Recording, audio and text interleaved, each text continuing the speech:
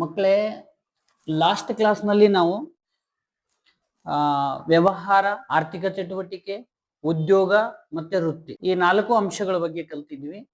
So ಅದರಲ್ಲಿ ಹೇಳಿರೋ ಹಾಗೇನೆ ಇವತ್ತಿನ ತರಗತಿನಲ್ಲಿ ಉದ್ಯೋಗ, ವೃತ್ತಿ ಹಾಗೂ ವ್ಯವಹಾರ ಈ 3 ಅಂಶಗಳಿದಾವಲ್ಲ, ಈ ತರ ಒಂದರ ನಡುವೆ ಇನ್ನೊಂದನ್ನ ಹೋಲಿಸಿ ಏನ್ ಮಾಡ್ತಾನೆ ನಿಮ್ಗೆ 4 ಅಂಕದ ಪ್ರಶ್ನೆ ಕೇಳ್ತಾನೆ. ನೀವು 4 ಅಂಕಕ್ಕೆ 4 ಪಾಯಿಂಟ್ಗಳನ್ನ ಬರೆದ್ರೆ ಸಾಕಾಗುತ್ತೆ. ಇಲ್ಲಿ ನೋಡಿ,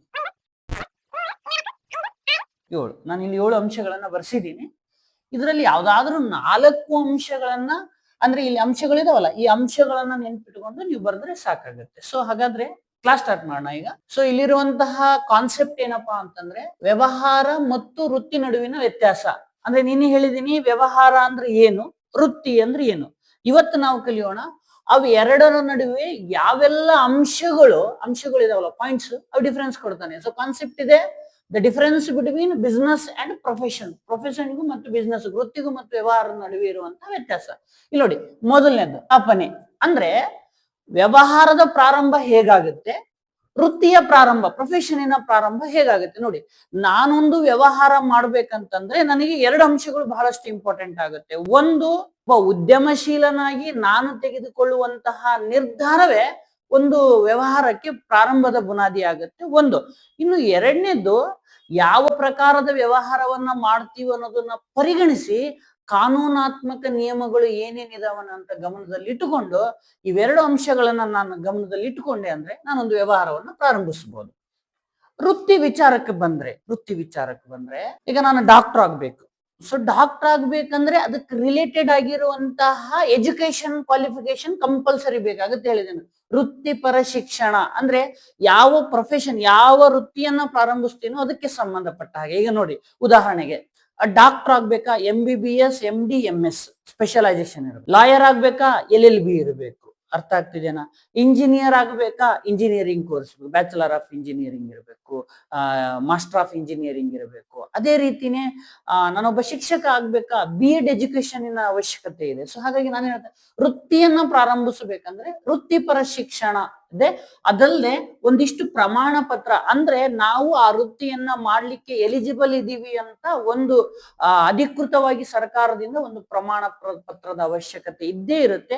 ಸೊ ಅವೆರಡು, ಆ ಶಿಕ್ಷಣ ಮತ್ತು ಪ್ರಮಾಣ ಪತ್ರ ಇವೆರಡು ಇದ್ದಾಗ ನಾವೇನನ್ನ ಪ್ರಾರಂಭಿಸಬಹುದು, ವೃತ್ತಿಯನ್ನ ನಾವು ಪ್ರಾರಂಭ. ಇನ್ನು ಎರಡನೇದು ನೋಡ್ತಾ ಬರೋಣ, ಸ್ವರೂಪ. ಅಂದ್ರೆ ಆ ವ್ಯವಹಾರ ಅಂತಕ್ಕಂತಹದ್ದು ಸರಕು ಮತ್ತು ಸೇವೆಗಳನ್ನ ಮೊದಲು ಉತ್ಪಾದನೆಯನ್ನ ಮಾಡುತ್ತೆ, ತದನಂತರ ಮಾರಾಟ ಅಥವಾ ಇದನ್ನ ನಾವು ವಿನಿಮಯ ಅಂತ ಕೊಳ್ಳುವುದು ಮತ್ತು ಮಾರುವುದು. ಅಂದ್ರೆ ಇವೆರಡು ಕೆಲಸವನ್ನ ಮಾಡುವುದು ಎದ್ರ ಕೆಲಸ, ವ್ಯವಹಾರದ ಕೆಲಸ. ಆದ್ರೆ ವೃತ್ತಿ ಏನ್ ಮಾಡ್ತೀವಿ, ವೃತ್ತಿ ಒಳಗಡೆ ಏನಿಲ್ಲ, ನಾವು ಕೇವಲ ಸೇವೆಗಳನ್ನ ಮಾತ್ರ ಪೂರೈಸ್ತಾ ಹೋಗ್ತೀವಿ. ಅಂದ್ರೆ ಸಮಾಜಕ್ಕೆ ಅಗತ್ಯವಾಗಿರುವಂತಹ ವೈದ್ಯಕೀಯ ಸೇವೆ, ಶಿಕ್ಷಣ ಸೇವೆ ಆಗಿರ್ಬೋದು, ಈ ರೀತಿಯ ಸೇವೆಗಳನ್ನ ಕೊಡೋದೇ ವೃತ್ತಿಯ ಮುಖ್ಯ ಉದ್ದೇಶ ಆಗಿರುತ್ತೆ. ಹಾಗಾದ್ರೆ ಇಲ್ಲಿ ಕೇವಲ ಸೇವೆಗಳನ್ನ ನೀಡ್ತೀವಿ, ಆದ್ರೆ ಇಲ್ಲಿ ಸೇವೆ ಮತ್ತು ಸರಕು ಎರಡನ್ನು ಉತ್ಪಾದನೆ ಮಾಡೋದ್ರ ಜೊತೆಗೆ ವಿನಿಮಯ ಮಾಡ್ತಾ ಹೋಗ್ತೀವಿ. ಸೊ ಇನ್ನು ಮೂರನೇ ಅಂಶ ಅನ್ನ ನೋಡೋದಾದ್ರೆ ಪ್ರತಿಫಲ, ರಿಟರ್ನ್ಸ್. ಏನಿದೆ ಪ್ರತಿಫಲ ಅಂತಂದ್ರೆ, ನಿಮಗೆ ಗೊತ್ತಿರೋ ಹಾಗೇನೆ ನಾವು ವ್ಯವಹಾರವನ್ನ ಯಾಕೆ ಮಾಡ್ತೀವಿ ಅಂದ್ರೆ ಲಾಭದ ಉದ್ದೇಶಕ್ಕಾಗಿ, ಪ್ರಾಫಿಟ್ ಓರಿಯೆಂಟೆಡ್, ಪ್ರಾಫಿಟ್ ಮೋಟಿವ್, ಲಾಭದ ಉದ್ದೇಶನೇ ವ್ಯವಹಾರದ ಮೂಲ ಉದ್ದೇಶ ಆಗಿರುತ್ತೆ. ಇನ್ನು ಎರಡನೇದ್ದು, ವೃತ್ತಿಯನ್ನ ಯಾಕೆ ಮಾಡ್ತೀವಿ ಅಂದ್ರೆ ಶುಲ್ಕದ ರೂಪದಲ್ಲಿ ಹಣವನ್ನ ಅಂದ್ರೆ ಸೇವೆ ಮಾಡೋದು ಅವ್ರ ಮುಖ್ಯ ಉದ್ದೇಶ ಆಗಿದ್ರು ಅದ್ರ ಜೊತೆಗೆ ಏನ್ ಮಾಡ್ತಾರೆ, ಅವರು ಕೊಟ್ಟಿರುವಂತಹ ಸೇವೆಗಳಿಗೆ ಪ್ರತಿಫಲವಾಗಿ ಅವ್ರು ಏನ್ ಮಾಡ್ತಾರೆ, ಶುಲ್ಕದ ರೂಪದಲ್ಲಿ ಹಣವನ್ನ ಗಳಿಸ್ತಾರೆ. ಇನ್ನು ನಾಲ್ಕನೇದ್ ನೋಡೋದಾದ್ರೆ ವಿದ್ಯಾರ್ಹತೆ. ಅಂದ್ರೆ ಎಜುಕೇಶನ್ ಕ್ವಾಲಿಫಿಕೇಶನ್ ಬೇಕಾ, ಬಿಸ್ನೆಸ್ ಮಾಡಕ್ ಅವಶ್ಯಕತೆ ಇಲ್ಲ. ಅಂದ್ರೆ ಕಂಪಲ್ಸರಿ ಇಷ್ಟೇ ಎಜುಕೇಶನ್ ಆಗಿರ್ಬೇಕು ಅಂತಹ ಯಾವುದೇ ಕಾನೂನಿನ ನಿಯಮಗಳು ವ್ಯವಹಾರದಲ್ಲಿ ಇಲ್ಲ. ಆದರೆ ವೃತ್ತಿಯನ್ನ ಪ್ರಾರಂಭಿಸಬೇಕಂದ್ರೆ ನೀವು ಯಾವ ಫೀಲ್ಡ್ ನಲ್ಲಿ ಇದ್ದೀರಿ, ಎಕ್ಸಾಂಪಲ್ MBBS ಅಂದ್ರೆ ಈಗ ಮೆಡಿಕಲ್ ಫೀಲ್ಡ್ ನಲ್ಲಿ ಇದ್ದೀರಾ, ಇಂಜಿನಿಯರಿಂಗ್ ಫೀಲ್ಡ್ ನಲ್ಲಿ, ಅಂದ್ರೆ ಯಾವ ಫೀಲ್ಡ್ ನಲ್ಲಿ ಇದೆಯಾ, ತಮ್ಮ ಕ್ಷೇತ್ರ, ತಮ್ಮ ಫೀಲ್ಡ್ ನಲ್ಲಿ ಕನಿಷ್ಠ ವಿದ್ಯಾರ್ಹತೆ ಮಿನಿಮಮ್ ಆ ಕೋರ್ಸ್ ಮಾಡಿದ್ರೇನೆ ಪ್ರೊಫೆಷನ್ ಬರುತ್ತೆ. ನಾನು ಹೇಳಿದ್ನಲ್ಲ, ಮಿನಿಮಮ್ ಡಾಕ್ಟರ್ ಆಗ್ಬೇಕಂದ್ರೆ MBBS BA MS ಈ ತರ ಒಂದು ಕ್ವಾಲಿಫಿಕೇಶನ್ ಅವ್ರದ್ದು ಕಂಪ್ಲೀಟ್ ಆಗಿರ್ಬೇಕು. ಅದರಲ್ಲಿ ಕನಿಷ್ಠ ಪಾಸ್ ಆಗಿರ್ಬೇಕು. ಅವ್ರು ಒಂದಿಷ್ಟಂತ ಅಂಕ ಇರುತ್ತೆ, ಅಂಕದಲ್ಲಿ ಅವ್ರು ಪಾಸ್ ಆಗಿರ್ಬೇಕು. ಅವಾಗ ಮಾತ್ರ ಅವ್ರು ಏನಾಗ್ತಾನೆ ಇದನ್ನ ವೃತ್ತಿಯನ್ನ ಪ್ರಾರಂಭಿಸಬಹುದು. ಅದ್ರ ಜೊತೆಗೆ ಅವರಿಗೆ ಆಯಾ ಕ್ಷೇತ್ರದಲ್ಲಿ ಪೂರಕವಾಗಿರ್ತಕ್ಕಂಥ ತರಬೇತಿ ಇರಬೇಕು, ಟ್ರೈನಿಂಗ್ ಇರಬೇಕು ಅವ್ರ ಹತ್ರ. ಸೊ ಕೇವಲ ಕ್ವಾಲಿಫಿಕೇಶನ್ ಇರೋದಷ್ಟೇ ಅಲ್ಲ, ಅದ್ರ ಜೊತೆಗೆ ಪ್ರಾಪರ್ ಟ್ರೈನಿಂಗ್ ಇದ್ದ ಮೇಲೆನೆ ನಾವೇನ್ ಮಾಡ್ಬೇಕಾಗತ್ತೆ, ವೃತ್ತಿಗ ಒಂದು ಡಾಕ್ಟರ್ ಎಜುಕೇಶನ್ ಸರ್ಟಿಫಿಕೇಟ್ ಇದ್ರಷ್ಟೇ ಅಲ್ಲ, ಆಪರೇಷನ್ ಥಿಯೇಟರ್ಗಳಲ್ಲಿ ಹೇಗೆ ಆಪರೇಟ್ ಮಾಡ್ತಾರೆ, ಒಬ್ಬ ಲಾಯರ್ ಆಗಿದ್ರೆ ಸೀನಿಯರ್ ಲಾಯರ್ ಕೆಳಗಡೆ ಟ್ರೈನಿಂಗ್ ತಗೋಬೇಕು, ಅವ್ರು ಹೇಗೆ ವಾದ ಮಾಡ್ತಾರೆ, ಕೇಸ್ಗಳನ್ನ ಹೇಗೆ ಫೈಲ್ ಮಾಡ್ತಾರೆ. ಅದ್ರ ವ್ಯವಹಾರಕ್ಕೆ ಅದ್ರ ಏನು ಅವಶ್ಯಕತೆ ಇಲ್ಲ, ತಂತಾನೆ ಎಲ್ಲವನ್ನ ಕಲಿತಾ ಹೋಗ್ತಾನೆ ಮನುಷ್ಯ. ಇನ್ನು ನೆಕ್ಸ್ಟ್ ಬಂಡವಾಳ. ವ್ಯವಹಾರಕ್ಕೆ ಬಂಡವಾಳದ ಅವಶ್ಯಕತೆ ಇದೆ. ಇಲ್ಲಿ ಬಂಡವಾಳ ಇದ್ರೇನೆ ವ್ಯವಹಾರ ಪ್ರಾರಂಭ ಆಗುತ್ತೆ, ಇಲ್ಲಾಂದ್ರೆ ಬರೀ ನಿರ್ಧಾರವನ್ನು ಮಾಡಿದ್ರೆ ಆಗಲ್ಲ, ಅದ್ರ ಜೊತೆಗೆ ಹಣದ ಅವಶ್ಯಕತೆ ಇದೆ. ಆದ್ರೆ ವೃತ್ತಿಯನ್ನ ಪ್ರಾರಂಭಿಸ್ಲಿಕ್ಕೆ ಯಾವುದೇ ರೀತಿಯ ಬಂಡವಾಳದ ಅವಶ್ಯಕತೆ ಇಲ್ಲ. ಇಲ್ಲಪ್ಪ ನಾನೇ ಓನ್ ಆಗಿ, ಈಗ ಡಾಕ್ಟರ್ ನಲ್ಲಿ ಸರ್ವಿಸ್ ಕೊಡ್ತಾನೆ ಹೌದು, ಬಟ್ ಓನ್ ಹಾಸ್ಪಿಟಲ್ ಮಾಡ್ಬೇಕಂದ್ರೆ ಸ್ವಲ್ಪ ಪ್ರಮಾಣದ ಬಂಡವಾಳದ ಅವಶ್ಯಕತೆ ಇರುತ್ತೆ. ಬಟ್ ಅತಿಯಾಗಿ ಬಂಡವಾಳದ ಅವಶ್ಯಕತೆ ವೃತ್ತಿನಲ್ಲಿ ಅವಶ್ಯಕತೆ ಬೀಳೋದಿಲ್ಲ. ಆದ್ರೆ ವ್ಯವಹಾರದಲ್ಲಿ ಕಂಪಲ್ಸರಿಯಾಗಿ ಆಯಾ ವ್ಯವಹಾರದ ಸ್ವರೂಪದ ಆಧಾರದ ಮೇಲೆ ಬಂಡವಾಳವನ್ನ ಹಾಕ್ತಾ ಹೋಗ್ಬೇಕಾಗತ್ತೆ. ಇನ್ನು ನೆಕ್ಸ್ಟ್ ನೋಡ್ತಾ ಇದ್ದೀನಿ, ನಷ್ಟ ಭಯ. ಅಂದ್ರೆ ನನಗೆ ನಷ್ಟ ಆಗುತ್ತೆ ಅನ್ನುವಂತಹ ಭಯ ಇದೆನಾ? ಹೌದು, ವ್ಯವಹಾರದಲ್ಲಿ ಅದು ಇದ್ದೇ ಇರುತ್ತೆ. ಯಾಕಿರುತ್ತೆ ಅಂದ್ರೆ ಬಂಡವಾಳ ಹಾಕಿದೀವಿ, ದುಡ್ಡು ಹಾಕಿದೀವಿ, ಹಾಕಿರೋ ದುಡ್ಡು ವಾಪಸ್ ಬರುತ್ತೆ ಬರಲ್ವೇ ಅನ್ನುವಂತಹ ಒಂದು ಭಯ ಇದ್ದೇ ಇರುತ್ತೆ. ಆದ್ರೆ ವೃತ್ತಿಯಲ್ಲಿ ಅದು ಇರೋದಿಲ್ಲ. ಯಾಕಿರೋದಿಲ್ಲ ಅಂದ್ರೆ ಇಲ್ಲಿ ಬಂಡವಾಳನೇ ಹಾಕಿರೋದಿಲ್ಲ. ಸೊ ಹಾಗಾದ್ರೆ ಜನರಿಗೆ ವೃತ್ತಿಪರರ ಅಂದ್ರೆ ಈಗ ಮೆಡಿಕಲ್ ಫೆಸಿಲಿಟೀಸು, ಲಾಯರಿಂದ ಅವಶ್ಯಕತೆ ಇರೋದ್ರಿಂದ ಜನ ತನ್ನಂತಾನೇ ಅವ್ರನ್ನ ಹುಡುಕ್ತಾ ಸೇವೆಗಳನ್ನ ಅರಸ್ತಾ ಬರ್ತಾ ಇರ್ತಾರೆ. ಹಾಗಾಗಿ ಅವ್ರಿಗೆ ಯಾವುದೇ ರೀತಿ ನಷ್ಟ ಅನ್ನುವಂಥ ಭಯ ಇರೋದಿಲ್ಲ. ಇನ್ನು ಕೊನೆಯದಾಗಿ ಮಾಲೀಕತ್ವದ ವರ್ಗಾವಣೆ. ಅಂದ್ರೆ ನಾನು ಮಾಲೀಕ ಆಗಿದ್ದೀನಿ, ನನ್ನ ನಂತರ ನನ್ನ ಮಗನೋ ಮೊಮ್ಮಗನೋ ಆ ಪ್ಲೇಸಿಗೆ ಬರ್ಬೋದಾ ಅನ್ನೋ ವಿಚಾರವನ್ನ ನೋಡಿದಾಗ ವ್ಯವಹಾರದಲ್ಲಿ ಅದರ ಸಾಧ್ಯತೆ ಇದೆ. ನಾನು ಮಾಡೋ ವ್ಯವಹಾರಕ್ಕೆ ನನ್ನ ಮಗನೋ ಮೊಮ್ಮಗನೋ ಏನ್ ಮಾಡ್ತಾನೆ, ವಾರಸುದಾರ ಆಗ್ತಾನೆ.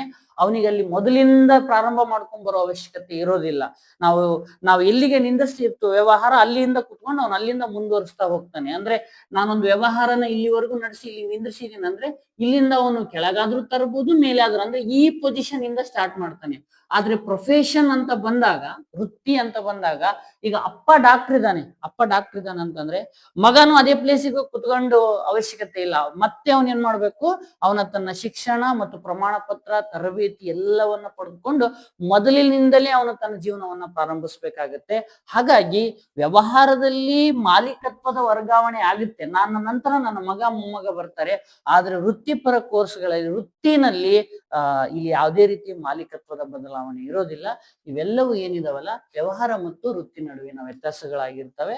ಸೊ ಹಾಗಾಗಿ ಇಲ್ಲೇನ್ ಮಾಡೋಣ ಅಂತಂದ್ರೆ, ಇದನ್ನ ನಿಮಗೆ ಎಕ್ಸಾಮ್ ಪಾಯಿಂಟ್ ಆಫ್ ವ್ಯೂ 4 ಮಾರ್ಕ್ಸ್ಗೆ ಕೇಳುವಂತಹ ಅವಕಾಶಗಳು ಇದಾವೆ. ಓಕೆನಾ? ಧನ್ಯವಾದ. ವ್ಯವಹಾರ ಮತ್ತು ಉದ್ಯೋಗದ ನಡುವಿನ ವ್ಯತ್ಯಾಸ, the difference between business and employment. ಉದ್ಯೋಗ ಮತ್ತು ವ್ಯವಹಾರದ ನಡುವಿನ ವ್ಯತ್ಯಾಸ ಅಂತ ಹೇಳಿ ನಿಮ್ಗೆ ಏನ್ ಮಾಡ್ತಾನೆ, 4 ಅಂಕದ ಪ್ರಶ್ನೆ ಕೇಳ್ತಾನೆ. ಅವಾಗ್ಲೇ ಹೇಳ್ದ, 4 ಅಂಕಕ್ಕೆ 4 ಪಾಯಿಂಟ್ಸ್ ಗಳನ್ನ ಬರೆದು ಈ ತರ 2 ಕಾಲಮ್ ಹಾಕಿ ವ್ಯತ್ಯಾಸ ಬರೆದ್ರೆ ಸಾಕಾಗುತ್ತೆ. 4 ಅಂಶಗಳು ಬರೆದ್ರೆ ಸಾಕು.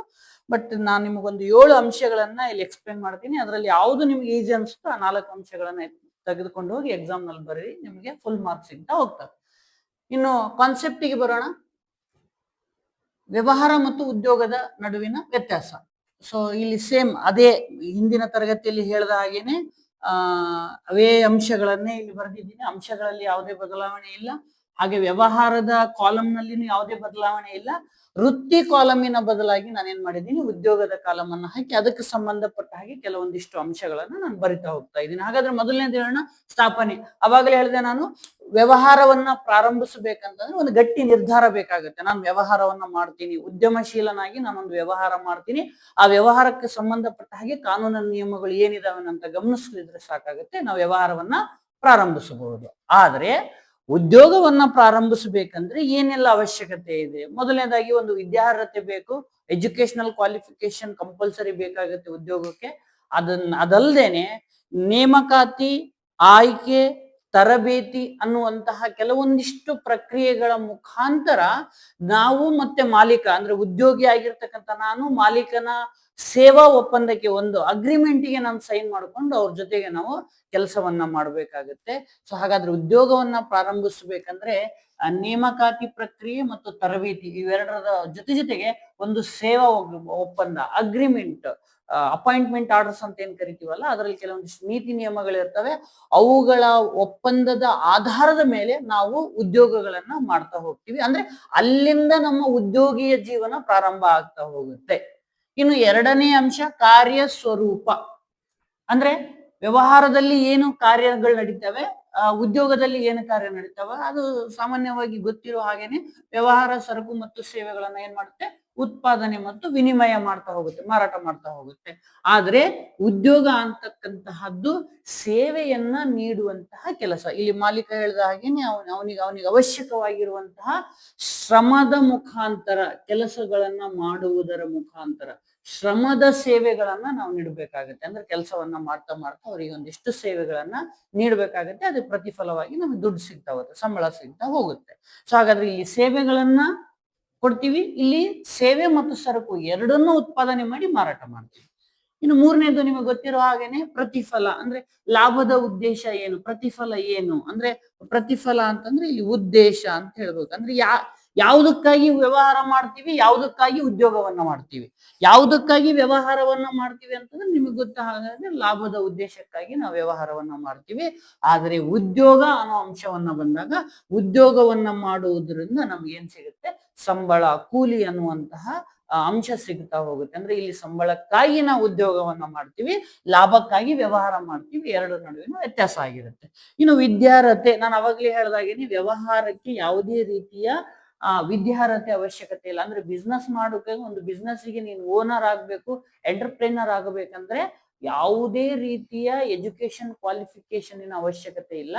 ಆದ್ರೆ ನನಗ್ ತಿಳಿದ ಹಾಗೇನೆ ಒಂದಿಷ್ಟು ನಾಲೆಜ್, ಒಂದಿಷ್ಟು ಸ್ಕಿಲ್ಸಿನ ಅವಶ್ಯಕತೆ ಇಲ್ಲ. ಯಾಕಂದ್ರೆ ಇವತ್ತಿನ ಕಾಂಪಿಟೇಟಿವ್ ಜಗತ್ತಿನೊಳಗಡೆ ನಾನೊಂದು ವ್ಯವಹಾರ ಮಾಡ್ಬೇಕಂದ್ರೆ ಎಲ್ಲದರ ನಾಲೆಜ್, ಅಪ್ಡೇಟೆಡ್ ನಾಲೆಜ್ ಇದ್ರೆ ನಾವು ವ್ಯವಹಾರವನ್ನ ಸರಳವಾಗಿ ಮಾಡಬಹುದು, ಇಲ್ಲ ಅಂದ್ರೆ ನಷ್ಟಕ್ಕೆ ಹೊರೆ ಆಗ್ತೀವಿ. ಇನ್ನು ವ್ಯವಹಾರಕ್ಕೆ ಯಾವುದೇ ರೀತಿ ವಿದ್ಯಾರ್ಹತೆಯ ಅರ್ಹತೆ ಅವಶ್ಯಕತೆ ಇಲ್ಲ. ಆದ್ರೆ ಉದ್ಯೋಗವನ್ನ ಮಾಡ್ಬೇಕಂದ್ರೆ ನಿಗದಿತ ಏನು ವಿದ್ಯಾರ್ಹತೆ ಅವಶ್ಯಕತೆ ಇದೆ. ನಿಗದಿತ ಅಂದ್ರೆ ಯಾವ ಜಾಬ್ ಮಾಡ್ಬೇಕಂದ್ರೆ ಆ ಜಾಬಿಗೆ ತಕ್ಕಂಗೆ ಇದೇ ಕ್ವಾಲಿಫಿಕೇಶನ್ ಇರಬೇಕು ಅಂತ ಹೇಳಿ ಆ ಮಾಲೀಕರು, ಸಂಸ್ಥೆಯ ಮಾಲೀಕರು, ಅಂದ್ರೆ ನಮಗೇನು ಉದ್ಯೋಗವನ್ನ ಕೊಡ್ತಾರಲ್ಲ, ಅವ್ರು ಅದನ್ನ ಡಿಸೈಡ್ ಮಾಡ್ತಾರೆ. ಅಂದ್ರೆ ನಮ್ಮ ಹತ್ರ ಇದಕ್ಕೆ ಈ ಕೆಲಸ, ಈಗ P1 ಕೆಲ್ಸಕ್ಕೆ ಮಾಡ್ಬೇಕಂದ್ರೆ ಮಿನಿಮಮ್ 10th ಕ್ವಾಲಿಫಿಕೇಶನ್ ಆಗಿರ್ಬೇಕು. ಒಂದು ಯಾವುದೋ ಒಂದು ಜಾಬ್ ಅನ್ನ ಈ ಕಂಪನಿ ಒಳಗಡೆ ಕಂಪನಿ ಕೆಲಸ ಮಾಡಬೇಕಂದ್ರೆ ಇದು ಈ ಡಿಗ್ರಿ ಆಗಿರ್ಬೇಕು, ಕಂಪಲ್ಸರಿ ಇದು ಆಗಿರ್ಬೇಕು. ಅಂದ್ರೆ ಇಷ್ಟು ವಿದ್ಯಾರ್ಹತೆ ಇರ್ಬೇಕಂತ ಹೇಳಿ ಅವ್ರು ನಿಗದಿಪಡಿಸಿರ್ತಾರೆ. ಆ ನಿಗದಿಪಡಿಸಿರ್ತಕ್ಕಂತಹ ವಿದ್ಯಾರ್ಹತೆ ಇದ್ರೆ ಮಾತ್ರ ನಾವು ಉದ್ಯೋಗಕ್ಕೆ ಹೋಗಬಹುದು. ಇನ್ನು ನೆಕ್ಸ್ಟ್ ನೋಡೋದಾದ್ರೆ ಬಂಡವಾಳ. ಹೌದು, ವ್ಯವಹಾರಕ್ಕೆ ಬಂಡವಾಳದ ಅತ್ಯವಶ್ಯಕತೆ ಇದ್ದೇ ಇದೆ. ವ್ಯವಹಾರದಲ್ಲಿ ಬಂಡವಾಳ ಇಲ್ಲ ಅಂದ್ರೆ ವ್ಯವಹಾರವನ್ನ ಪ್ರಾರಂಭಿಸ್ಲಿಕ್ಕೆ, ನಡೆಸಲಿಕ್ಕೆ ಸಾಧ್ಯನೇ ಇಲ್ಲ. ಆದ್ರೆ ಉದ್ಯೋಗವನ್ನ ಮಾಡ್ಲಿಕ್ಕೆ ಯಾವುದೇ ರೀತಿ ಬಂಡವಾಳದ ಅವಶ್ಯಕತೆ ಇಲ್ಲ. ಕೇವಲ ನಮ್ಮ ವಿದ್ಯಾರ್ಹತೆ ಅವಕಾಶದ ಮೇಲೆ ನಾವು ಕೆಲಸಗಳನ್ನ ಮಾಡಿ ಸಂಬಳವನ್ನ ತಗೊಳ್ತಾ ಹೋಗ್ತೀವಿ. ಇನ್ನು ನಷ್ಟ ಭಯ.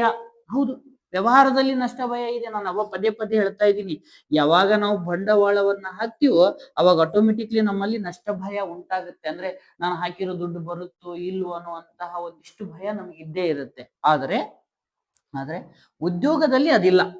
ಯಾವುದೇ ರೀತಿ ನಷ್ಟ ಭಯ ಇರಂಗಿಲ್ಲ. ನಮ್ದೇನ್ ಹೋಗಿದೆ, ನಾನು ಕೆಲಸ ಮಾಡ್ತೀನಿ ಇದ್ದಷ್ಟು. ಅಂದ್ರೆ ಉದ್ಯೋಗ ಇರುತ್ತೋ ಹೋಗುತ್ತೋ ಅನ್ನೋ ಭಯ ಇರುತ್ತೆ, ಆದ್ರೆ ನಷ್ಟ ಆಗುತ್ತೆ ಅನ್ನೋ ಅಂತ ಯಾವುದೇ ರೀತಿ ಭಯವನ್ನ ನಾವೆಲ್ಲಿ ನೋಡಲ್ಲ, ಉದ್ಯೋಗದಲ್ಲಿ ನೋಡ್ತಾ ಹೋಗಲ್ಲ.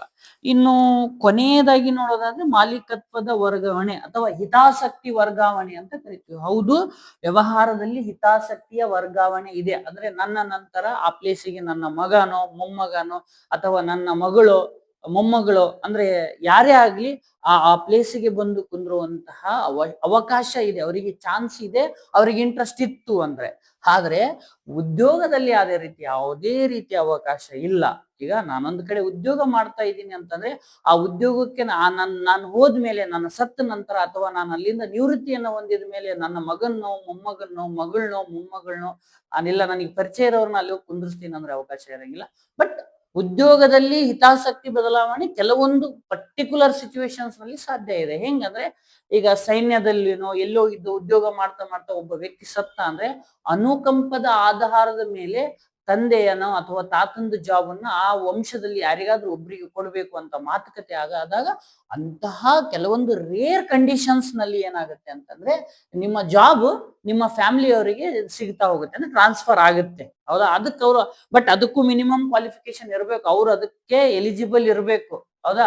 ಆ ಎಜುಕೇಶನಲ್ ಕ್ವಾಲಿಫಿಕೇಶನ್ ಅವ್ರ ಹತ್ರ ಇಲ್ಲ ಅಂದ್ರೆ ಅದು ಕೂಡ ಸಿಗಂಗಿಲ್ಲ. ಸೊ ಹಾಗಾದ್ರೆ ಉದ್ಯೋಗ ಮಾಡ್ಬೇಕಂದ್ರೆ ನಿಮಗೆ ಎಜುಕೇಶನ್ ಟ್ರೈನಿಂಗ್ ಇಂದ ಅವಶ್ಯಕತೆ ಇದ್ದೇ ಇದೆ. ರೇರ್ ಚಾನ್ಸ್ ನಲ್ಲಿ ನಿಮಗೆ ಓನರ್ಶಿಪ್ ಟ್ರಾನ್ಸ್ಫರ್ ಆಗುತ್ತೆ. ಅಂದ್ರೆ ನಿಮ್ಮ ತಂದೆದು ತಾತಂದು ಏನಾಗುತ್ತೆ ಜಾಬ್ ನಿಮಗೆ ಸಿಗಬಹುದು ಅನುಕಂಪದ ಆಧಾರದ ಮೇಲೆ.